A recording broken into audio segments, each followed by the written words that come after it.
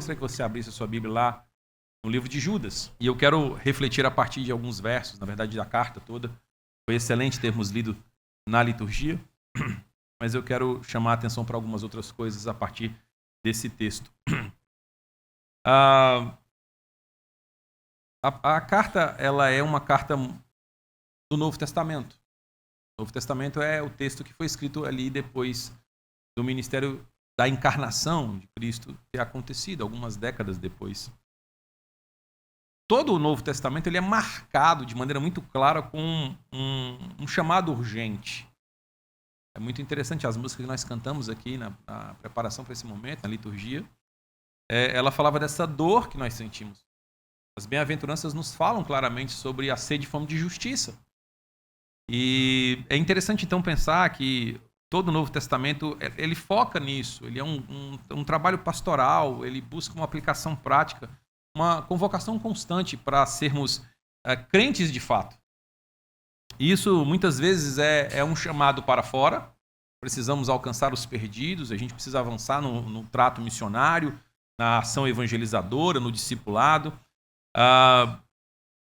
É preciso lutar contra a própria carnalidade, como foi também aqui anunciado em outros momentos, mas a carta de Judas, de uma maneira muito específica, em especial o seu verso 3, ela faz um chamado muito severo e vital. E é nesse verso 3 que eu quero arvorar todo o olhar para essa carta, porque há um chamado da diligência em batalhar pela fé, que uma vez foi entregue aos santos. Observa comigo, eu quero ler esse verso 3, a partir dele eu vou fazer alguma série de afirmações que vão caminhar por toda a carta. A minha versão é a Revista e Atualizada, eu acho que alguns dos irmãos têm essa mesma versão, se não, só prestem atenção. Diz assim o verso 3 da carta que foi escrita por Judas. Amados, quando empregava toda a diligência em escrever-vos acerca da nossa comum salvação, foi que me senti obrigado a corresponder-me convosco, exortando-vos a batalhardes diligentemente pela fé que uma vez por todas foi entregue aos santos. Eu quero então, a partir desse verso, pensar com os irmãos algumas verdades. Eu gostaria de chamar você mais uma vez a fechar seus olhos e, mediante a leitura desse pequeno verso ainda, orarmos clamando ao Senhor por graça. Pai santo, Pai querido, na Tua presença nós nos colocamos e pedimos que a Tua voz seja claramente discernível aqui para nós. Faz esse milagre, Senhor, para que um texto que foi quase há 2000 anos escrito tenha poder, tenha verdadeira vida para os nossos corações. E a partir deste verso e tantos outros que agora citarmos, Senhor, pedimos, fala conosco. Sê propício a nós nessa manhã, no nome santo de Jesus. Amém. Essa epístola ela foi escrita mais ou menos ali pela década de 70, 80 do primeiro século, da era que nós conhecemos como igreja primitiva, ainda no que a gente poderia chamar de era apostólica. Mas esse é o fim desta era. E isso, por si só, traz uma importância muito grande para essa carta, em especial na aplicação dela à nossa vida hoje. Era um tempo de transição, querido. Era um momento onde as coisas estavam mudando de forma muito drástica e dramática. Jerusalém provavelmente já havia sido destruída, que foi no início da década de 70. Os apóstolos originais, praticamente todos já tinham sido martirizados, ou estavam sendo martirizados. Se for mais perto dos anos 80, só sobrou um dos 12 apóstolos, que é o João. As congregações, embora tivessem em alguns lugares bolsões de certa permissibilidade e até uma boa fama antecipada ou antecipando o que vai acontecer séculos depois, quando antes ainda do Império Romano assumir como igreja, como religião oficial a igreja cristã, a maioria das congregações, das igrejas, sofriam perseguições terríveis. E é interessante porque não só acontecia por causa da violência perpetrada pelo Império Romano ou pelos legisladores daquela época, daqueles governos tirânicos, dos próprios judeus que deveriam se encarar como irmãos, embora tivessem distinções óbvias e necessárias, mas até mesmo entre irmãos. Vocês vão se lembrar do contexto dos judaizantes, de falsos mestres, e que 2 décadas depois vai gerenciar as cartas que o apóstolo João escreve às igrejas, falando sobre exatamente pecados terríveis dentro da própria comunidade e homens cruéis, que a si mesmos julgavam apóstolos e não eram. É muito interessante porque quando você avança para o verso 17 e 18 dessa carta, olha aí comigo. Em especial o finalzinho do verso 18, vai nos dizer que nos últimos tempos haverá como um futuro, escarnecedores andando segundo as suas ímpias paixões. E ele faz essa afirmação no contraponto de que nós precisamos nos lembrar do que fora no passado dito. Ou seja, é uma espécie de transição. O presente em que ele vive é um presente que a gente já tem estabelecido, ou que eles já tinham estabelecido pela vontade e graça do ministério apostólico, mas que já tinha acabado, ou estava acabando, e que agora eles vislumbravam um problema à porta. Haverá um tempo de ímpios e enganadores, que escarnecerão. Essa expressão é muito terrível, que arranca a carne até o osso, dilacera, é terrível. E é para essa igreja que essa carta é escrita. E é interessante pensar em quem é o autor. Lógico, não é Judas Iscariote. E aí talvez se estabeleceria a dúvida se aqui é o Judas Tadeu, um dos discípulos originais, um dos apóstolos de Jesus, e por toda a tradição, e por algumas coisas que eu já comentei aqui, provavelmente não é.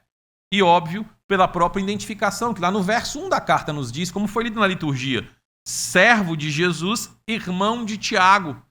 E esse Tiago a gente sabe que nem era um dos 12 também. E esse, então, irmão de Tiago é alguém que era relativamente conhecido. Um dos pastores, uma das colunas daquela igreja que está transitando entre a autoridade apostólica, melhor dizendo, a presença apostólica, para uma segunda classe, um segundo grupo de ministros. Aqui, então, esse Judas é um desses pastores. E é muito interessante porque a tradição sugere que ele era um dos irmãos, meio-irmãos de Jesus.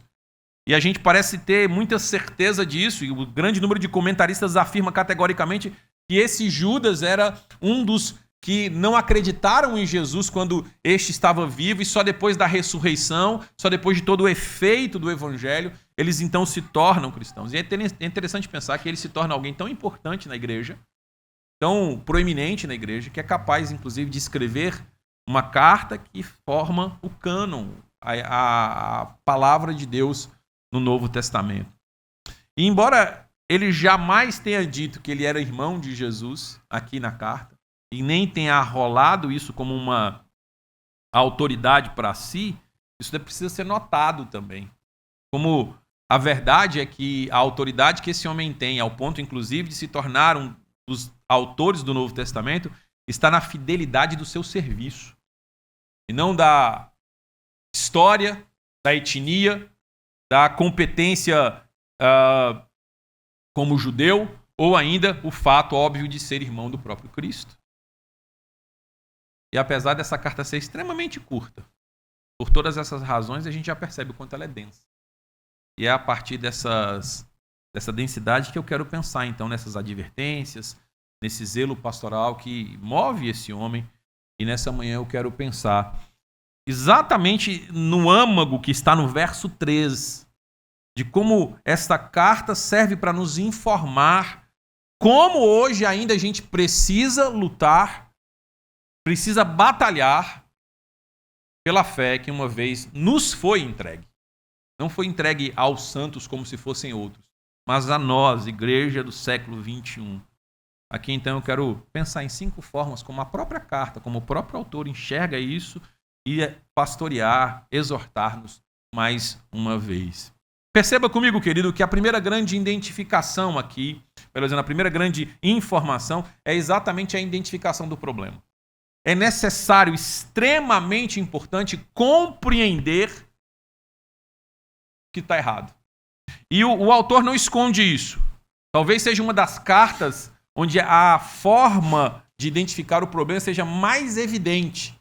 Embora, diferentemente de Paulo, ele não nomine ninguém. Isso vai ter um fundamento, isso vai servir para alguma coisa mais lá na frente. Mas a primeira forma de batalharmos a fé é reconhecer com clareza o tamanho do problema espiritual que ameaça a igreja. A falta de noção de onde estamos e o que estamos enfrentando é certamente um grande problema, um grave problema para a nossa vida, para a nossa existência como corpo de Cristo. Judas aqui, inclusive, interrompe o seu intento original. Ele deixa isso absolutamente claro no verso 3. Ele empregava diligentemente para falar sobre a salvação, sobre o evangelho, sobre soteriologia. Mas isso se torna menos necessário ou menos importante porque haviam homens se infiltrando dissimuladamente na comunidade.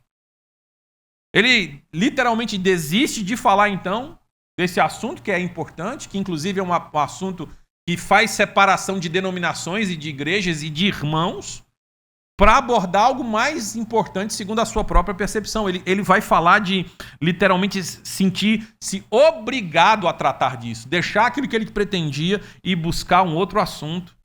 Ele faz isso porque ele tem por interesse exortar claramente aquela igreja, aquele grupo de pessoas, e por consequência nós hoje aqui, há uma necessidade de batalharmos na fé. E se isso é uma verdade, é preciso identificar corretamente.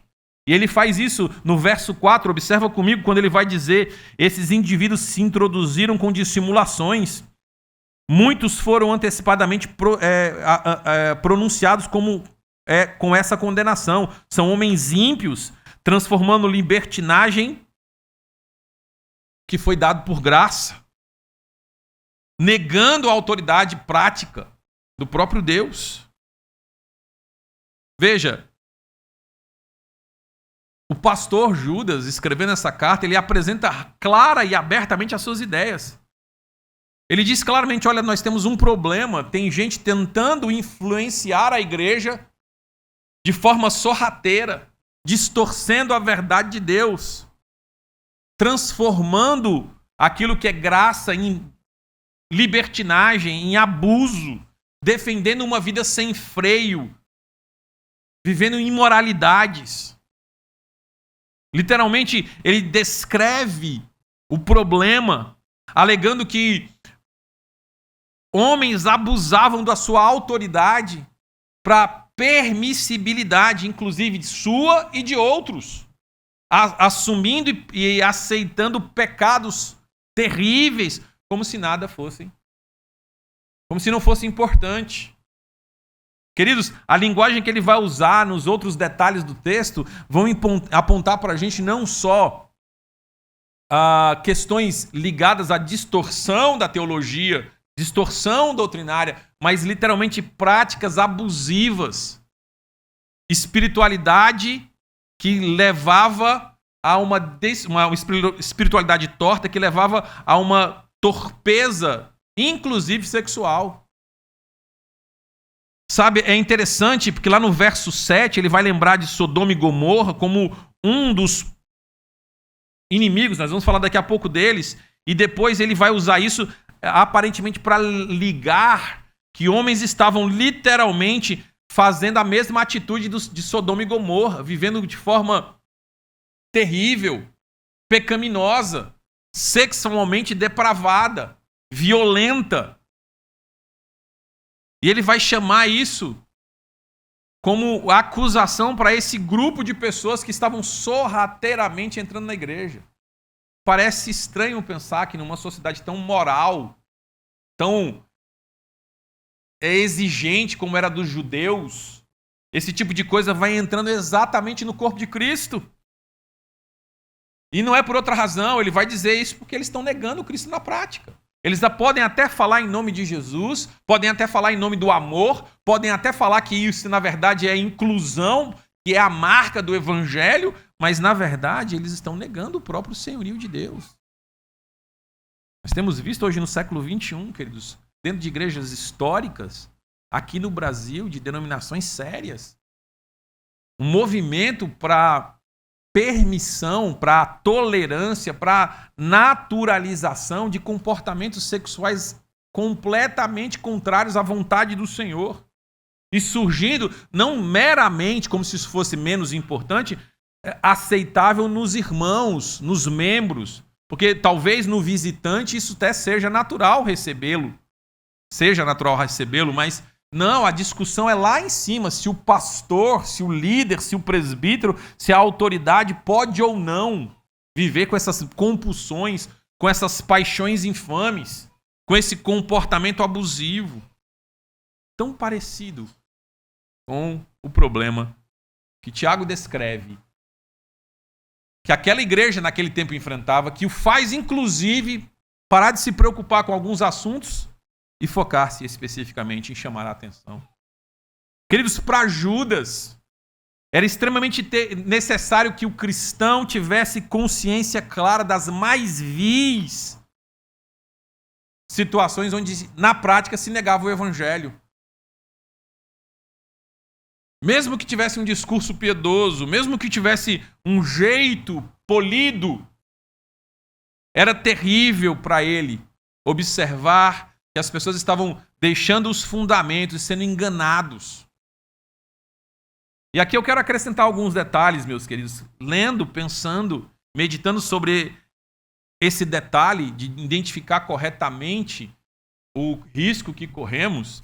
Tipicamente nós somos levados, porque a carta impõe isso para a gente numa leitura exclusivamente da carta, a observar o problema no outro, sem observarmos que ele está falando para a comunidade do risco que ocorre dentro da comunidade. Ele não está se referindo que pessoas de fora entram para este fim. Não são satanistas que vêm para influenciar errado a igreja de Cristo. Não são outros religiosos. Não, ao contrário. Judas deixa absolutamente claro que são pessoas infiltradas, ou seja, que estão dentro, que inclusive têm um discurso parecido com o da verdade. Eles usam dissimulação. E os exemplos que a gente vai tratar daqui a pouquinho são de pessoas do próprio povo, não de fora.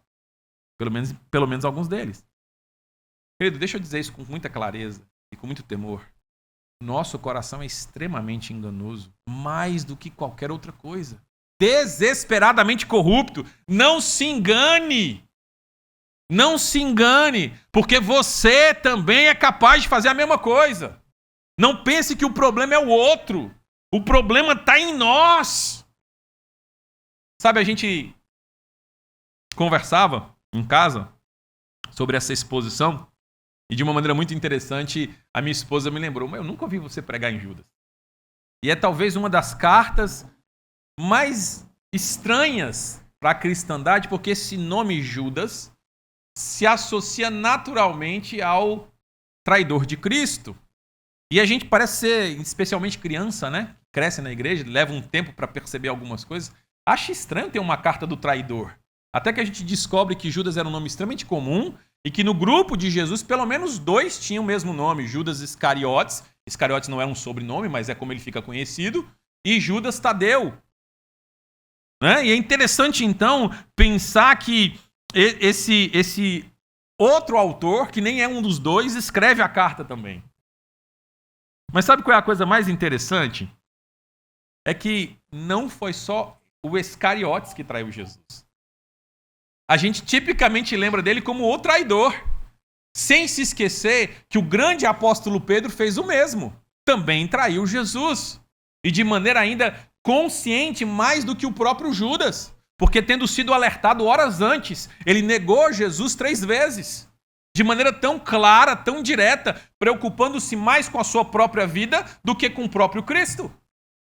Volte alguns minutos, aqueles homens estavam indo para o Getsemane com Jesus, Jesus estava falando com eles claramente sobre a sua tomada, sobre a sua morte, e naquelas últimas horas, tantas coisas poderosas ele falou, preenchem pelo menos 3 capítulos do livro de João.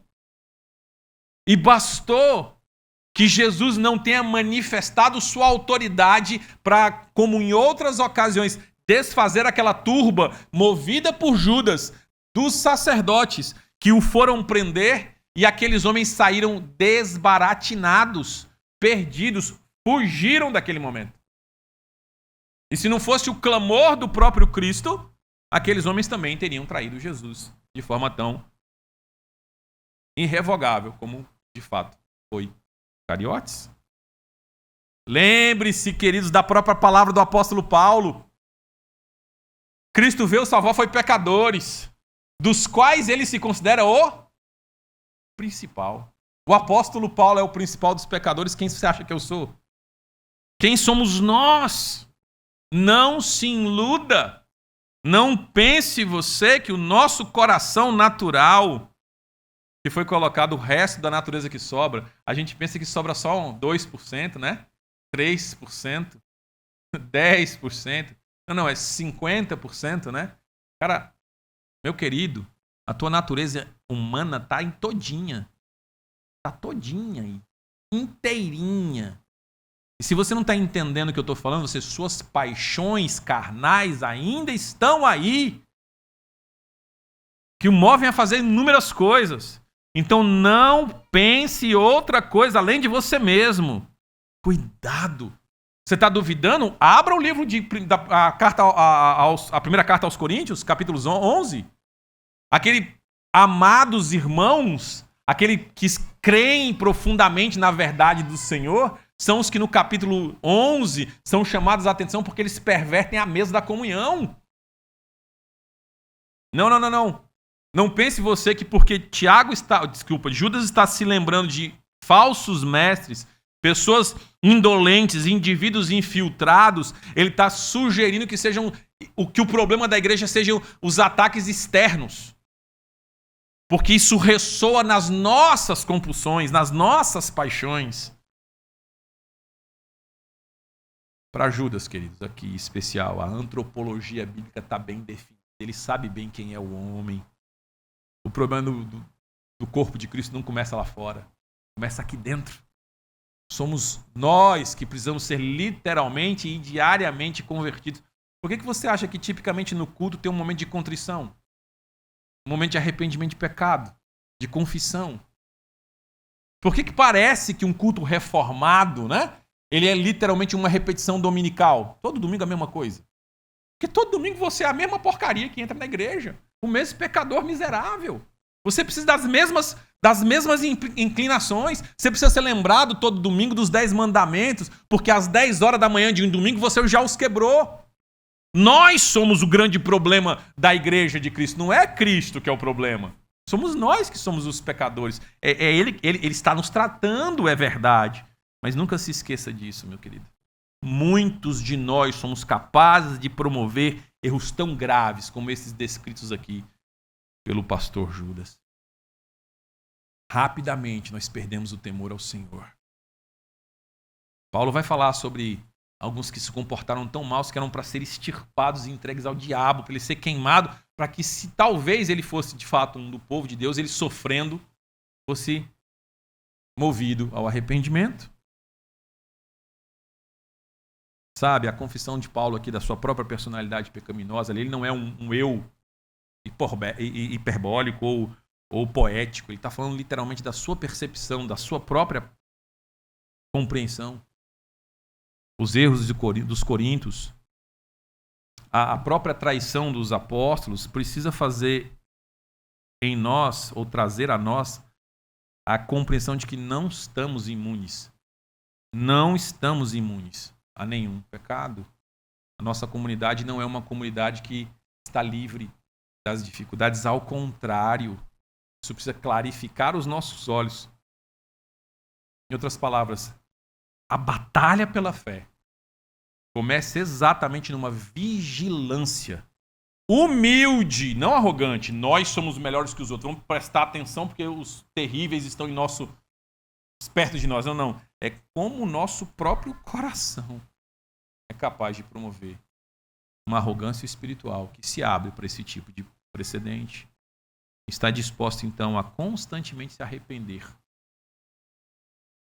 Clamar misericórdia. Não pelo terceiro, mas por nós mesmos. E nisso, talvez, alcançar o Espírito. Essa é a primeira forma que Tiago fala que devemos batalhar a fé que uma vez foi entregue aos santos. Uma segunda observação que eu quero chamar a sua atenção é que batalhar a fé também exige reconhecer que Deus é justo. Que Ele não trata e que nem é indiferente às diferenças entre os piedosos e os ímpios. É preciso reconhecer a justiça divina. Observa comigo, querido, que literalmente Judas ancora as suas afirmações mostrando que Deus exerceu o juízo em determinado momento da história. Avança para o verso 5. Você vai ver: quero lembrar vocês que, embora já estáis cientes de tudo uma vez por todas, porque vocês já conhecem o evangelho, ou seja, ele está chamando a atenção de gente que conhece a verdade, o Senhor, tendo libertado um povo, tirando da terra do Egito, os destruiu depois. Aquele povo que foi chamado povo santo, que foi liberto com mão poderosa, ali no livro de Êxodo, com as 10 pragas, viu o poder de Deus se manifestar de forma tão extraordinária, agora mesmo tomba no deserto. Tem que andar 40 anos para serem limpados, mudados. Ou seja, ele está dizendo, olha, não esqueça que Deus é bom, mas ele também é fogo consumidor. Ele também vai se levantar. Toda alma que pecar, essa perecerá. Não pense você que você vai escapar só porque você faz parte do grupo, só porque você está inserido no povo, só porque você viu grandes coisas que o Senhor já fez, só porque você foi alvo das bênçãos do Senhor. E aqui eu poderia acrescentar o detalhe interessante de que Judas Iscariotes também profetizou no nome de Jesus, também expeliu demônios no nome de Jesus, também curou no nome de Jesus. Se você tem dúvida, basta você ler o texto do Novo Testamento, dos Evangelhos, tanto Mateus quanto Lucas vão dizer isso com todas as letras. E, no entanto, a gente sabe qual é o fim daquele homem. Então, não esqueça disso. Israel foi liberto no deserto, mas também foi destruído ali. Ora, os anjos de Deus, ele vai lembrar no verso seguinte. Olha o verso 6. Os anjos que não guardaram seu estado original foram precipitados. Estão abandonados e para eles está reservado terrível juízo. E aí, então, ele acrescenta o exemplo de Sodoma e Gomorra, o mais claro, né? Não era um povo de Deus, era só uma sociedade que estava, onde estava inserido o povo de Deus, e talvez nesse sentido a gente possa olhar o mundo como um todo. Deus não trata o justo como o injusto. Ele faz separação. Esses eventos vão demonstrar para a gente com clareza que Deus é extremamente paciente, mas ele não tolera para sempre o mal. Ele vai se levantar. Aqui é interessante, é o oposto do que cantamos. Será que a mão do Senhor nunca mais vai nos abençoar? Será que a mão do Senhor nunca mais vai nos alcançar? Citando o salmista. E é exatamente o oposto. Deus tem sido extremamente paciente conosco. Extremamente paciente. Sabe, é interessante a passagem lá do joio e do trigo. Os servos do Senhor chegam desesperados. Olha, o nosso inimigo plantou joio no meio do teu trigal. O Senhor quer que a gente arranque? E quase ninguém percebe a maravilhosa graça do Senhor Jesus ali manifesta. É interessante observar que Jesus fala assim, não arranca não, para que com isso não prejudique o trigo. Deus vai manter alguns ímpios e vai preservar alguns daqueles que são desobedientes para o nosso bem. Não sei se você já parou para pensar nisso. Deus é extremamente paciente. Às vezes a gente quer que ele resolva o problema sem a gente imaginar o que ele vai fazer. Lembra da mulher de Jó? A mulher estava ali junto com ele e ali da própria casa dele havia uma mente, um coração que digladiava com a situação trágica que aquele homem estava enfrentando. Enfim, queridos. O juízo de Deus é real, ele é histórico, ele é escatológico. Ele é espiritual e precisa nos dar segurança. Ele vai fazer. Isso precisa manter a nossa mente, o nosso coração guardado. Sabe, nós precisamos reconhecer a justiça divina. Isso é uma das formas que nós batalhamos, percebendo que Deus não é injusto, de que ele não se esquece, de que ele não atrasa, ele tem propósito. E embora a gente não consiga perceber o propósito dele em muitas coisas, nós não podemos relativizar a moral do nosso Deus. Agora, isso precisa ser prático para a gente não confundir realidade com o que a gente consegue enxergar. Sabe, a gente aparentemente, por causa da nossa carnalidade, faz o que o salmista fez lá no Salmo 73. Você lembra disso? Quanto a mim, porém, quase resvalaram os meus pés. Pouco me faltou para desviar. Sabe por quê? Porque quando eu considero a realidade, ela não parece fazer sentido nenhum. O ímpio faz tudo, cresce, floresce, parece que não fica nem doente. Parece que não passa nenhuma dificuldade. Parece que tudo que ele põe a mão dá certo. Os empreendimentos, parece que não enfrentou nenhuma dificuldade. É verdade que Jesus vai dizer que os filhos das trevas muitas vezes são mais sábios nas conduções das coisas desse mundo do que nós. E às vezes a gente rivaliza entre nós mesmos, não por outra razão, por causa dos nossos problemas, né? Porque o coração do homem é o problema, de fato. Mas a verdade, meu querido, é que muitas vezes nós observamos as coisas por mera aparência e tentamos fazer sentido, coerentizar as coisas a partir das nossas percepções. Mas quando o salmista viu a eternidade, verso 17 do Salmo 73, aí a coisa muda de figura. Então, sofrer aqui, tudo bem. Passar dificuldade aqui, tudo bem. Isso não quer dizer que Deus está abatendo, está se levantando contra o seu povo. Às vezes ele faz isso mesmo, para que a gente possa amar mais o mundo por vir do que o agora. Mas não funciona assim. A Escritura afirma com clareza que Deus não confunde, que não trata um pelo outro. Há uma diferença e haverá uma diferença entre o justo e o perverso. Um vai ser combustível para o fogo eterno. O outro vai ser abraçado pelas benesses do reino.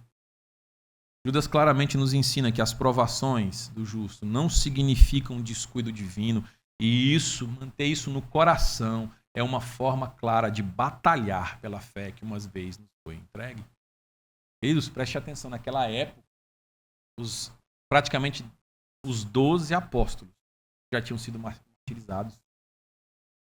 Tinham sofrido violências e não poucos cristãos já tinham sido mortos pelo evangelho. Aqueles homens sabiam bem o que era sofrer pela causa de Cristo. Nós temos a oportunidade de fazer de portas abertas um culto. Lá embaixo tem uma placa dizendo qual é a igreja. Aqui na cidade existem inúmeras outras igrejas, mais ou menos puras, mas certamente igrejas de Cristo. Existem muitos cristãos no mundo afora. Ninguém aqui tem medo de que amanhã ou em algum momento seja invadido este lugar, ou a sua casa, ou a sua escola, a escola dos seus filhos, e ali sejam sequestrados e mortos, por causa apenas de serem cristãos. Mas isso acontece ainda hoje. Existem ataques claros e efetivos contra o povo de Deus.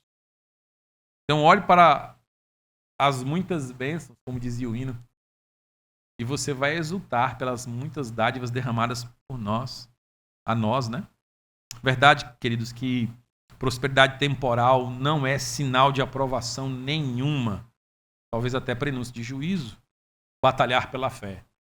Segundo Judas, precisa trabalhar em nosso coração, precisa formar em nosso coração uma capacidade melhor de enxergar, de interpretar, de perceber as circunstâncias à luz das vontades divinas que são eternas e não imediatas.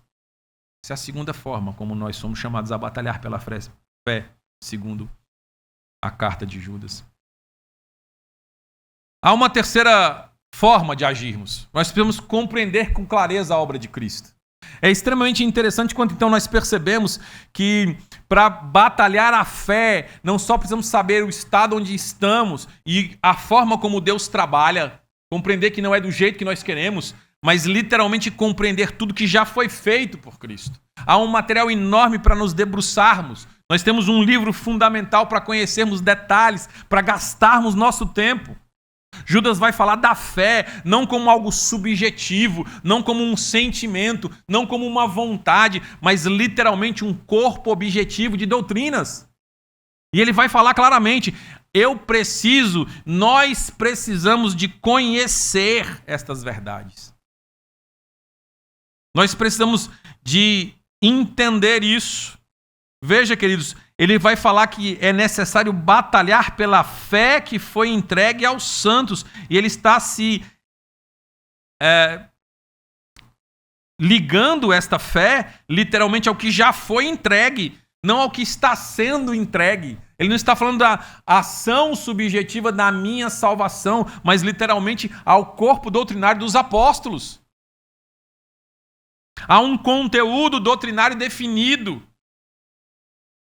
O Cristo Jesus, em quem somos salvos, isso precisa ser claramente manifesto. Isso precisa ser cuidado, verificado, tratado com o devido cuidado, com a devida responsabilidade. A igreja é uma guardiã, não a autora dessa fé. E a gente precisa cada vez mais buscar expô-la com cuidado. Nós passeamos aqui na cidade, tivemos a oportunidade de ir a alguns dos museus. E é muito interessante observar pessoas expondo coisas particulares que elas amam tanto. Coleção de carros do Museu do Automóvel, coleção de brinquedo, Museu dos Brinquedos, até a fábrica de chocolate. Quer demonstrar o valor da sua competência, do seu valor. E o que ele faz? Em vez de esconder, tampar, guardar, como fez aquele servo com as 10 minas ou com os talentos, os 2 talentos que Deus lhe deu, que o Senhor lhe deu, eles expõem para que mais pessoas vejam, mais pessoas se interessem. Certamente aquele museu, ou aqueles museus, despertaram em crianças curiosidades que se tornaram empreendimentos e talvez outras coleções. Conhecer detalhes, objetivos da fé que nos foi revelada é uma forma clara de batalhar pela fé. Sabe, é interessante perceber que há uma verdade objetiva entregue à comunidade dos santos. Jesus foi anunciado, o evangelho fora escrito, há uma missão divina. Não é o esforço humano que produz isso, é o próprio amor soberano de Deus. E qualquer tentativa de adaptar isso aos desejos humanos vai gerar apostasia, como inclusive é denunciada nos versos 16 e 18 dessa carta. Queridos, o centro da fé cristã não é o homem, mas a própria iniciativa de Deus. Porque Deus amou esse mundo de tal maneira, não é assim que lemos em João 3,16?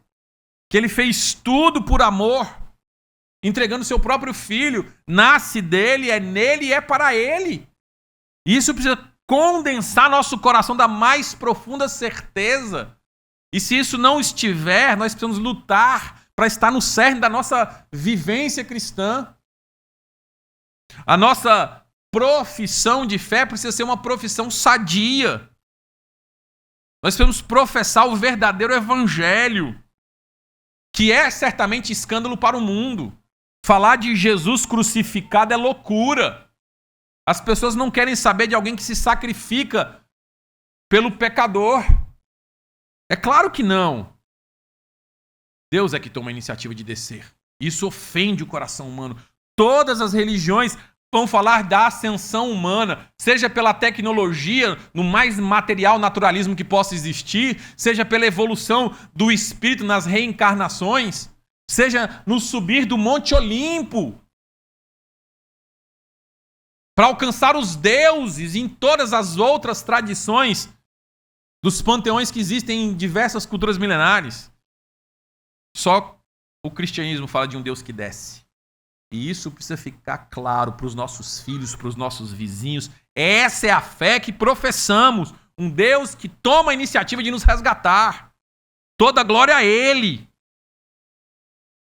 Em outras palavras, Judas vai dizer absolutamente claro: defender a fé, batalhar pela fé que uma vez foi entregue, é preservar aquela tradição, aquela verdade, aquela mensagem da cruz, em especial quando confrontada hoje com as muitas ideologias, filosofias e lógicas de um mundo caído. Em quarto lugar, queridos, batalhar pela fé é viver o evangelho. Veja, num primeiro momento nós identificamos o problema. O problema está em nós, nosso coração, na carnalidade, no homem. Não num homem, mas no homem, nós, inclusive. Em segundo lugar, nós vimos claramente que há uma necessidade específica de entender que Deus não trata o justo como injusto. Há justiça da parte do Senhor. Em terceiro lugar, nós vimos agora que é preciso compreender a exatidão da obra de Cristo. Batalhar pela fé é deixar claro aos nossos próprios sentidos o que Cristo fez, mas é necessário viver tudo isso. Se eu não, na prática, não andar compreendendo que eu sou o grande problema dessa jornada, não é o caminho, não é como o caminho é estreito, não é como ele é difícil, não é que a porta é apertada, não é porque a exigência do Senhor é complicada, porque ele inclusive vai falar o contrário. É porque o meu coração não deseja naturalmente o Senhor. Se eu não enxergar claramente que efetivamente nós estamos necessários, ou necessitamos do trabalho exclusivo de Cristo, e que por isso mesmo ele vai fazer justiça, pelo que Cristo fez, não pelo que eu sou capaz de fazer, a gente nunca vai avançar no Evangelho, na caminhada cristã. A batalha pela fé é um combate contra a nossa própria autossuficiência religiosa. Não é a gente lutar contra carne ou sangue, mas contra os principados e potestades. É uma batalha espiritual. Ética no sentido mais elevado dessa expressão. Sabe, é interessante, essa batalha diligente aponta para a gente que é um contínuo esforço intencional de avançarmos. Isso vai envolver vigilância e discernimento. E até misericórdia. Lá no final da carta ele vai falar isso. Seja misericordioso.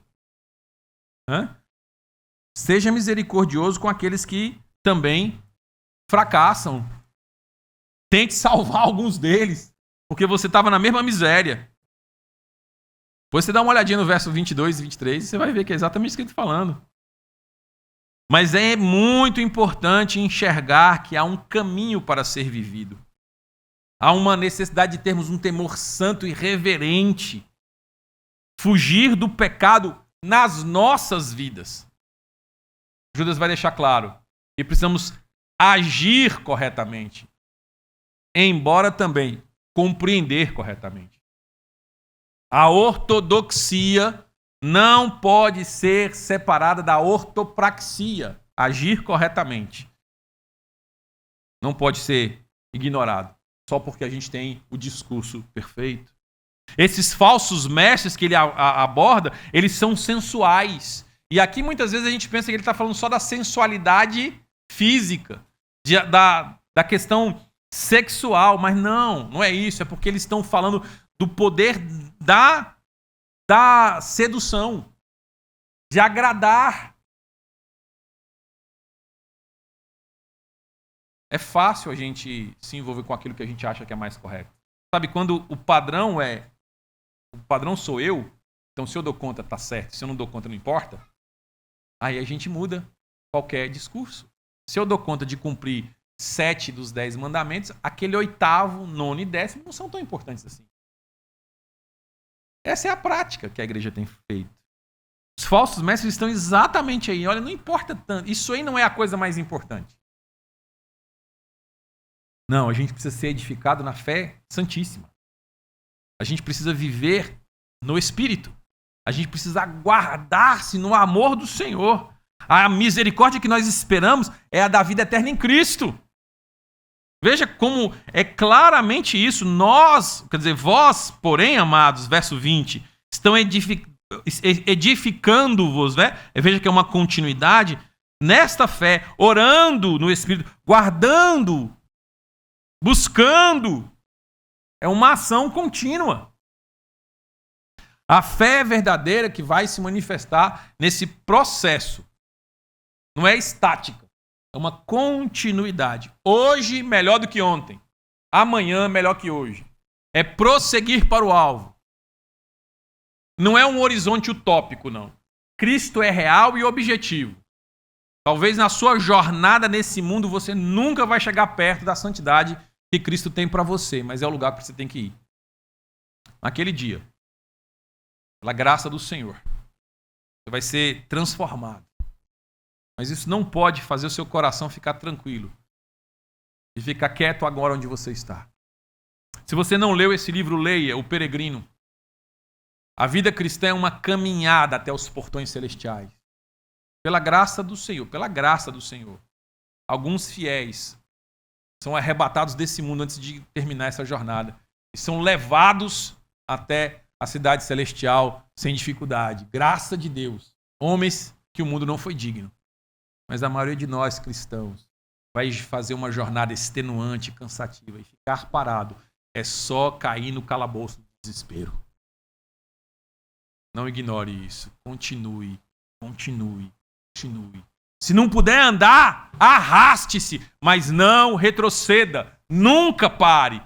Há uma necessidade de caminhar na fé. A fé verdadeira que não se traduz numa caminhada, numa jornada, num avançar, numa transformação diária. Não é real. Olha o que 1 João nos diz. 4:8. Aquele que não ama não conhece a Deus, pois Deus é amor. É muito interessante, você pode falar bonito, você pode chamar o cara de irmão, você pode ter todo o corpo doutrinário perfeito, ser arrolado como um membro de uma igreja sadia, mas se você não amar, você não conhece a Deus. Se a sua vida não estiver demonstrando o Evangelho, então não adianta viver dizendo que você conhece o Evangelho. Sabe, é interessante porque o Salmo 1 vai dizer que o justo é o que tem prazer nisso. Ele não cumpre só, ele tem prazer em cumprir. Prazer em cumprir a lei de Deus é um status um pouquinho diferente. Eu corro atrás, eu tenho sede e fome dessa justiça.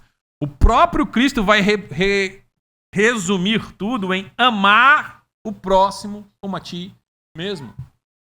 Jesus não consegue responder aquela pergunta maldosa do fariseu. Qual é o maior mandamento? Com uma expressão. Ele podia ter dito, né? Amar o Senhor Deus de todo o coração, toda a sua força, todo o seu entendimento. E estava bom, né? Porque é verdade. Mas ele deixa absolutamente claro que uma outra face da mesma moeda era essencial. Era necessário amar o próximo como a ti mesmo. Sem essas duas coisas, toda a lei e os profetas não funcionam. Então há uma necessidade de compreender, mas ainda maior de viver o Evangelho. A ortodoxia sem santidade de fé, de vida, é morta. O pastor Tiago vai dizer isso com muita clareza. Se você tem fé, mas ela não se traduz em prática de fé, essa sua fé não serve para nada. Cristo amou até morrer. O apóstolo Paulo vai dizer isso com clareza para a gente. Vocês não chegaram ao sangue ainda? Então não, vocês ainda não chegaram onde vocês precisam chegar. Porque o dia que você morrer pela fé, aí sim, você fez tudo que você podia. Aí você pode descansar. Você morreu, agora descansa mesmo. Né?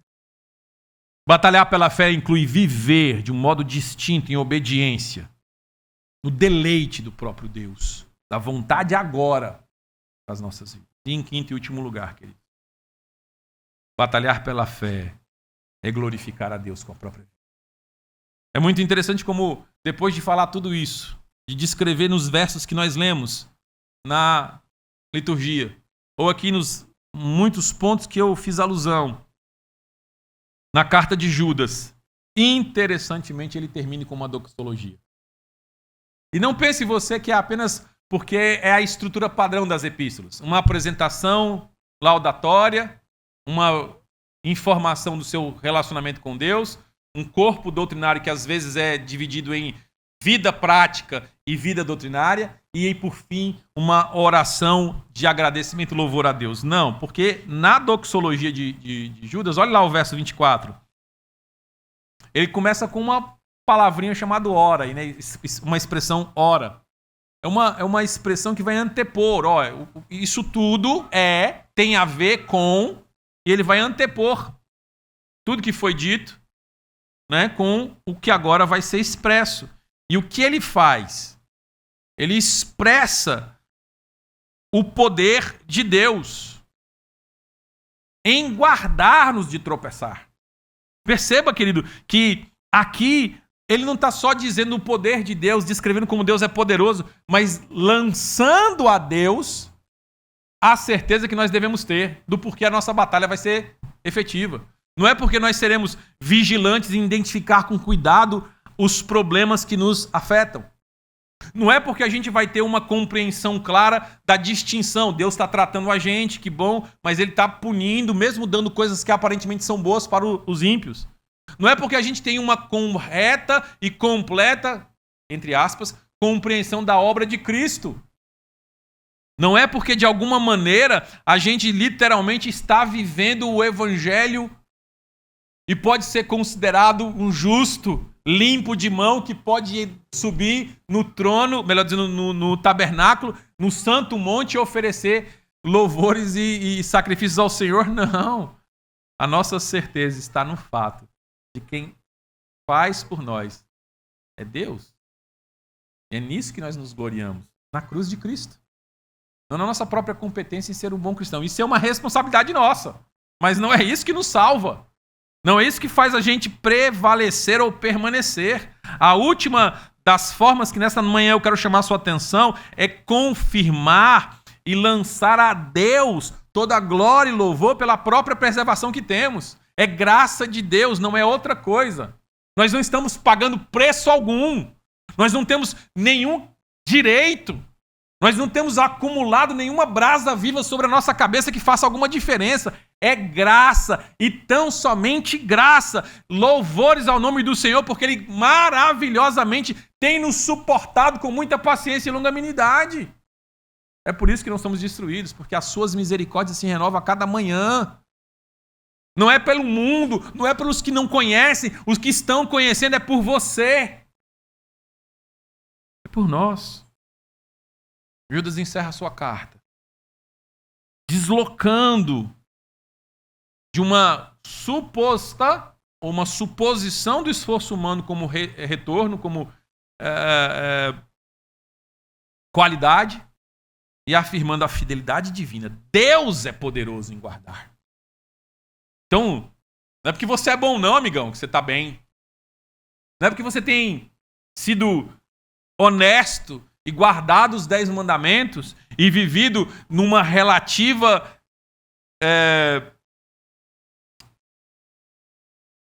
vida prudente,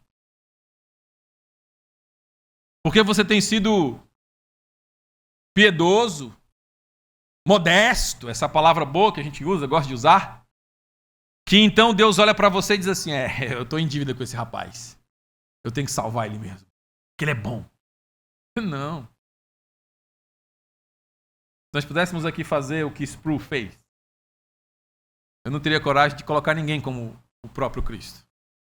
Mas se Jesus estivesse para além daquela parede, aqui no púlpito estivesse o apóstolo Paulo. E essa é a distância da santidade do apóstolo Paulo até Cristo. Eu não estaria aqui do lado de Paulo. Eu não estaria nem no fim daquela outra parede. Provavelmente lá junto com os piores ditadores do mundo, com os homens mais terríveis. Mas a minha jornada tem que ser inclinada para essa direção, sabendo que aquele que está além de onde eu posso ver, além do que os meus olhos podem enxergar, é quem me segura as mãos, é quem me mantém firme no caminho, por pura graça. Eu sou apenas um peregrino nessa jornada. Aos tropicões, avanço por pura graça. Precisamos nos lembrar constantemente de que é Ele o poderoso que nos preserva. É Ele quem nos guarda. Isso vai ajudar a gente, inclusive, a evitar muitas quedas, porque é no nosso orgulho que a gente cai. Sabe, quando eu era pequeno, que eu ouvia as histórias dos discípulos e dos milagres de Jesus, uma que sempre me chamou a atenção foi aquela de Pedro andando sobre as águas. Ah, que coragem de Pedro, meu querido, descer do barco. Eu não teria coragem nem de pedir aquilo para Jesus. Ele teve. Quando Jesus disse, vem, ele foi. Eu não teria coragem de descer do barco. Eu não teria coragem de pisar nas águas. Mas sempre me espantou o fato de que aquele homem andou sobre as águas e mesmo assim, depois de um tempo, ele naufragou.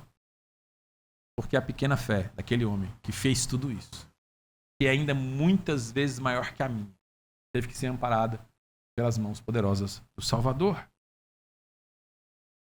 sabe? Quem vai nos apresentar como noiva perfeita, imaculada, no dia do casamento é o poder do próprio Deus. Não é a nossa competência em de formação. Não é nem quantos pecados eu consigo confessar todas as vezes que eu oro. Porque às vezes, a maior parte dos meus pecados eu nem mesmo consigo compreender. Eu estou tão amortecido que eu não sei nem reconhecer o pecado. Mas a majestade, o glória, o domínio dele, em todos os tempos, há de nos conduzir, de fato, para a eternidade. Isso é antídoto para as nossas vidas, por isso é parte da batalha. Sabe? Isso gera em nós um remédio contra a apostasia. Não tem a ver conosco, tem a ver com ele. Livra-nos do orgulho espiritual, que é tão terrível e cai exatamente na condenação de Balaão, na contenda de Corá. Sabe, é muito interessante perceber como, por causa disso, por causa dessa clareza de que é graça de Deus, é que nós somos preservados. Constantemente precisamos afirmar a vitória da batalha da fé, tão somente pela graça exclusiva de Cristo. A nossa segurança não está nas nossas forças, nenhuma delas. A gente não se segura junto, não coopera para a nossa salvação no sentido de que a gente age em favor de. Não. O Senhor é que graciosamente tomou sobre si as nossas iniquidades e com seu sangue precioso lavou os nossos pecados. Sabe, queridos, o fruto valioso é do penoso trabalho de Jesus. Lembra de Isaías 53? Quem é que creu nessa pregação? Ele está falando de você, de mim. Quem é que creu nisso aí? Não, mas não é assim que funciona. Não é porque a gente foi capacitado a crer que vai dar certo. É porque ele derramou o precioso sangue em nosso favor. E a gente vai partilhar daqui a pouco. Por causa desse sangue, desse corpo, é que então nós possamos crer. Porque ele foi morto para exatamente justificar diante de Deus como homens tão pecadores como eu e você foram salvos. Não foi para nos fazer ser salvos. Sabe, a redenção é uma obra eficaz e completa. E a perseverança dos santos está ancorada na fidelidade divina. Embora nós sejamos santos, precisamos ser santos. É lá que acontece. A verdade quer dizer que a batalha para a fé termina em descanso, porque Deus é quem nos dá o descanso. É Ele quem nos conserva as forças. É Ele quem não deixa que os nossos pecados nos levem muito para longe dos seus caminhos. É Ele que maravilhosamente nos atrai com suas mãos poderosas, das quais ninguém pode nos tirar. É graça dele, graça para Ele. Louvores e honra. Meu querido, é muito importante você entender isso. Sabe, o chamado de Judas é para que nós batalhemos diligentemente pela fé que surge em meio a crises internas, não perseguições externas. Não é de fora o nosso problema, é de dentro. Falsos mestres, falsos líderes, falsas doutrinas, falsos entendimentos que na prática negam, às vezes sutilmente, o senhorio do Senhor. Mas se a gente manter a clareza de que há um conteúdo objetivo para ser protegido e nele nos agarrarmos, sabendo que uma vez já foi entregue, não será sempre, mas como guardião nós vamos nos proteger nela, então essa conexão inseparável entre doutrina e vida vai se manifestar e a gente vai legitimamente clamar por aquele que é o nosso Salvador. E sim, nós precisamos ter zelo, sentir isso, ter vontade, ciúme pelas coisas do Senhor. Nós vamos cuidar e preservar. É urgente. É sério. Precisamos ter o temor de considerar cuidadosamente cada traço, cada ponto da palavra. Isso precisa brodar em nosso coração. De igual forma, a compaixão pelos que estão se perdendo. Chorarmos por aqueles que estão caminhando para o caminho errado. Nos entristecemos com aqueles que não têm compreendido, mas humildemente e reverentemente enxergarmos que nós não somos o melhor povo da terra. Somos verme. Mas é graça do Senhor que nos tem sido força suficiente para preservar, para perseverarmos. Não é nossa autossuficiência. E por fim, queridos, cada um de nós precisa enxergar a responsabilidade em conhecer a fé que uma vez foi entregue. Estudar, compreender, avançar, investir, se tornar conhecedor e compreender corretamente aquilo que o próprio Deus entregou para que a gente pudesse fazer. Você não precisa ser vocacionado para isso, não. Deus já te vocacionou. A fé já foi entregue. Nenhuma sociedade tem tanto acesso às verdades de Deus como essa que vivemos. Você tem como avançar poderosamente nisso. Mas é importante conhecer, resistir em se adaptar e relativizar às Escrituras. E principalmente vivê-las. Viver a fé que foi entregue. Aí sim você vai defender a fé a partir da batalha interna. E talvez você seja instrumento para fortalecer os gerontrópicos e os que cambaleiam nessa jornada.